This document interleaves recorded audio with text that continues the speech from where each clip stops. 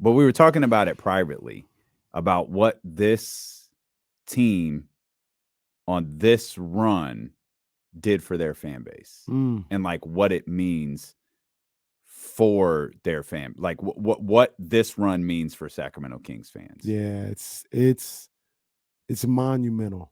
It's monumental. And I was thinking about this too, just thinking about game five. Man, we got a game five in downtown Sacramento against the defending champions with the series tied at 2-2. And think about where we were at 12 months ago. We have, for the first time in any of our memories, we started to see hints of people just not caring no more. They weren't even mad. They were just like, man, I'm done with this. We had never seen that, right? With the Kings, we had seen anger, we had seen being upset with the fact that they weren't winning. And we got to the what's the word for I, it? Is it apathy or apathy. I'd argue there wasn't apathy. I'd argue it wasn't that. mm, It was. It felt like 12 months ago there was resignation, because to me apathy means you're not watching anymore, you're not listening true, anymore, true, you're not tweeting anymore. I never thought that was the case. true. I do feel like there was resignation to we're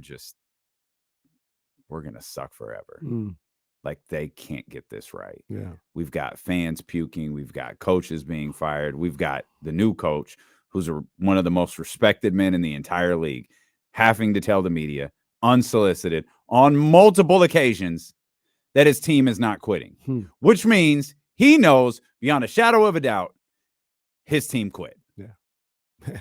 100%. Telling you right there.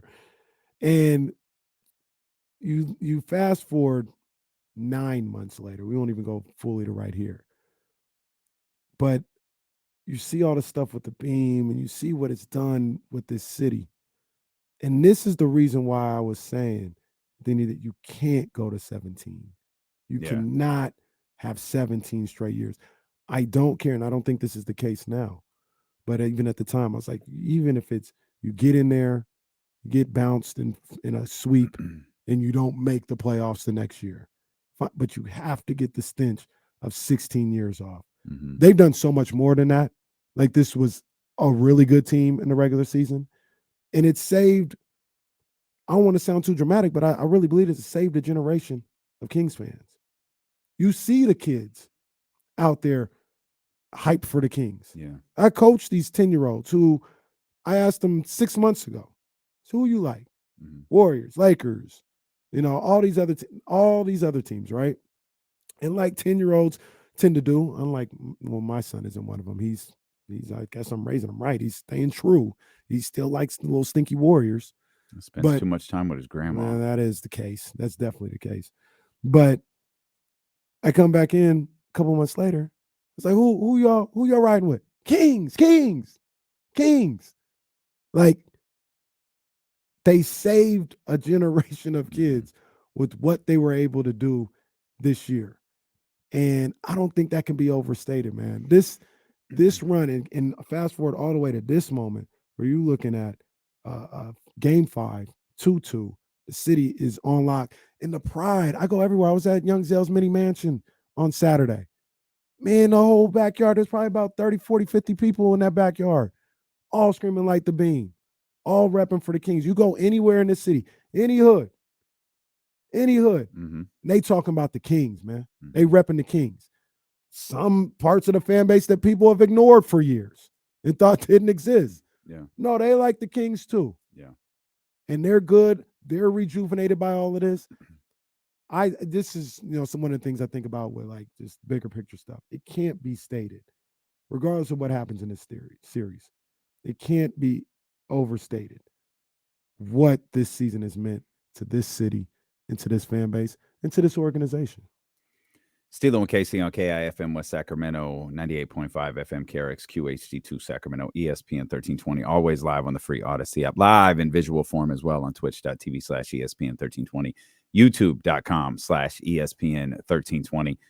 If you're watching, please hit the thumbs up, hit the subscribe button as well. Wherever you are, we appreciate you for being with us. We appreciate you for letting us be a part of this playoff run with you. And the example during the last commercial break, ran out to get my juice, was coming back, saw our girl Karen, who we don't see here very often because she works out of the San Francisco office. Wanted to make sure I got a chance to greet her and say hello.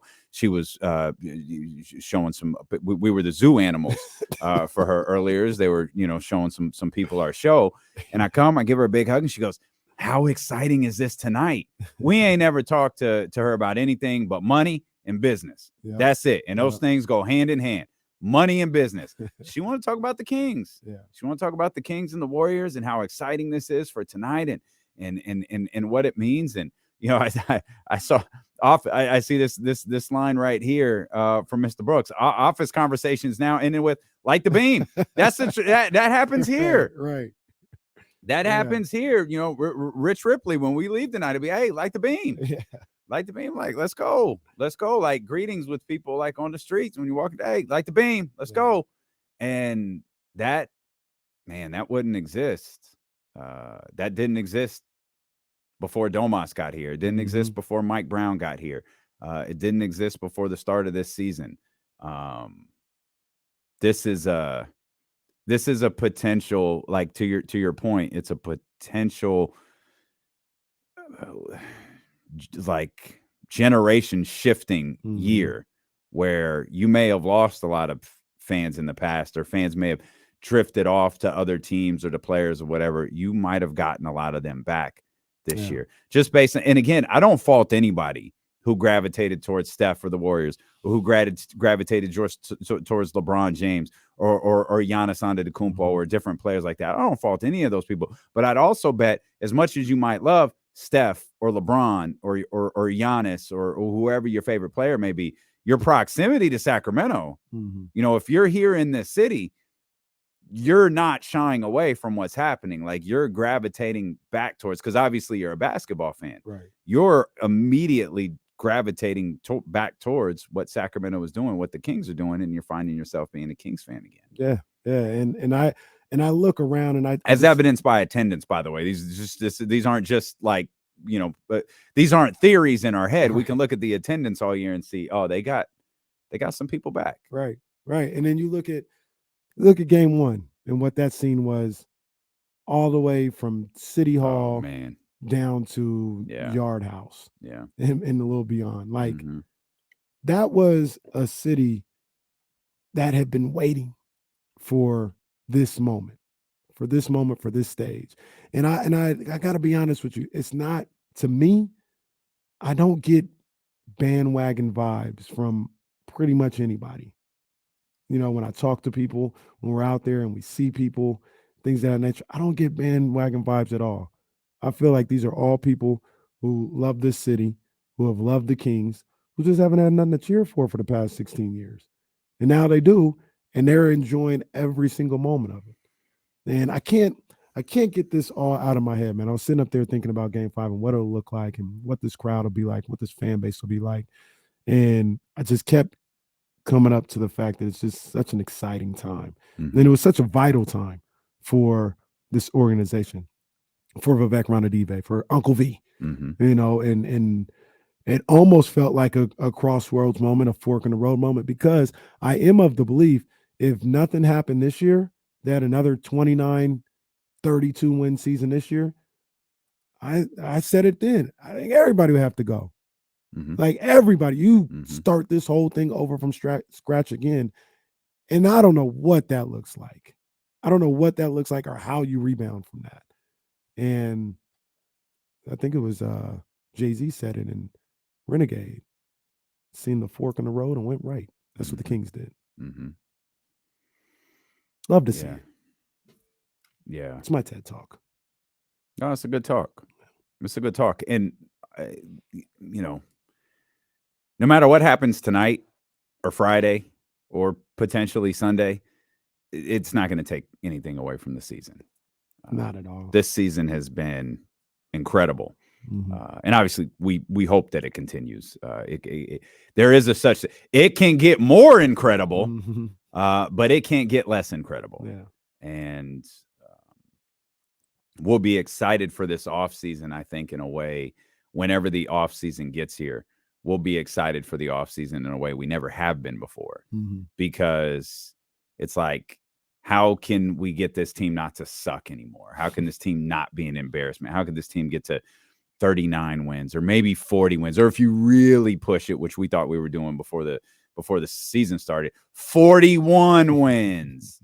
And now it's like, all right, what's happening with how can this team look around in the Western Conference? Mm-hmm. How can this team become a major player in the Western Conference?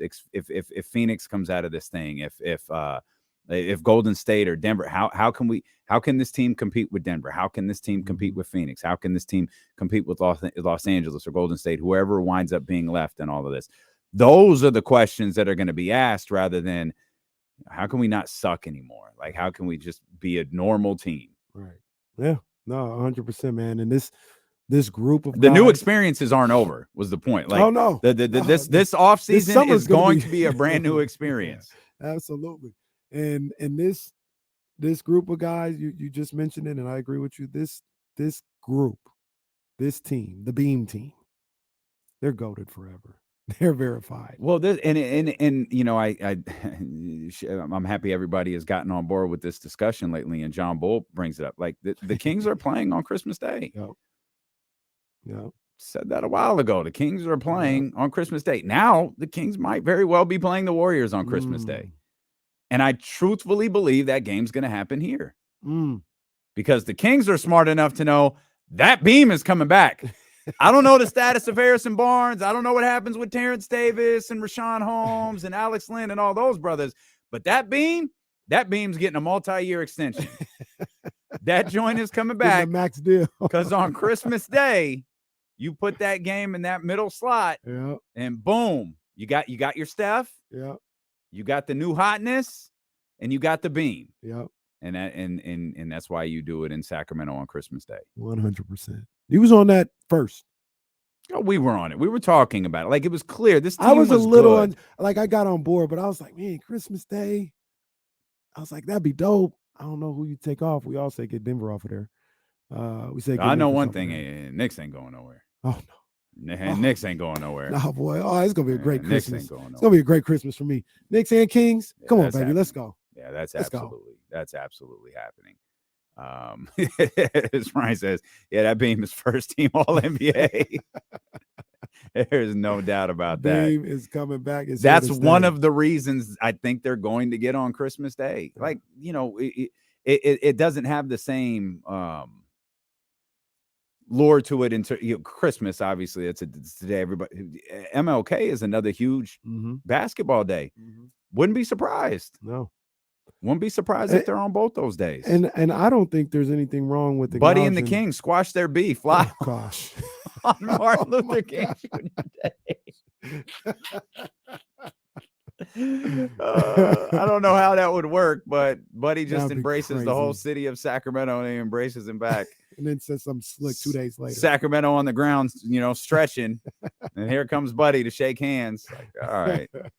That's cool. But you talk about the Beam, I don't think there's anything wrong with acknowledging the Beam has played a huge part in all this. Absolutely. It's not like if the Kings didn't have the Beam and they were the 3 seed, it wouldn't be the same story. No, it's not. It's a talking point. Yeah. It's a talking point that's turned into a rallying cry that to where was the point where I think it was after game 1.